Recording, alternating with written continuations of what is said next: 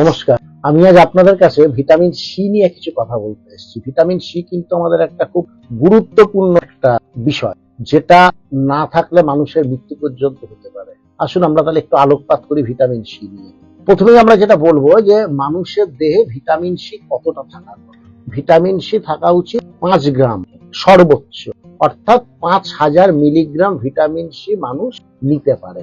এইবার তাহলে পরের প্রশ্ন চলে আসবে যে আমি ভিটামিন সি পাচ্ছি কোথা থেকে, কি কি থেকে পাবো, সোর্স কি? অনেকের একটা ভ্রান্ত ধারণা আছে লেবু খেলে অনেক পরিমাণে ভিটামিন সি আমি পেতে পারি। লেবু খেলে টকটা অনেক বেশি পাবেন, ভিটামিন সি অতটা পাবেন না। তাহলে পাবেন আপনি ধরুন যদি আপনি মোটামুটি 5 গ্রামের মতো আমলকি চূর্ণ খান, আপনি প্রায় 50 থেকে 70 মিলিগ্রাম ভিটামিন সি আপনি অ্যাবজর্ব করতে পারবেন।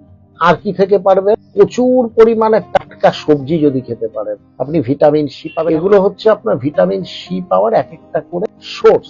আর কি থেকে পাবেন? টমেটো রান্না না করে যদি স্যালাডের মধ্যে টমেটো খান, সেখান থেকেও কিন্তু আপনি প্রচুর পরিমাণে ভিটামিন সি পাবেন। আরেকটা পাকা পেয়ারা, প্রায় 300 মিলিগ্রাম পাকা পেয়ারা থেকে আপনি ভিটামিন সি অ্যাবজর্ব করতে পারবেন। তাহলে একটা হচ্ছে আপনার আমলকি চূর্ণ, পাকা পেয়ারা, বিভিন্ন রকম সবজি এবং কাঁচা টমেটো। আপনার এগুলো হচ্ছে ভিটামিন সি এর খুব ভালো সোর্স।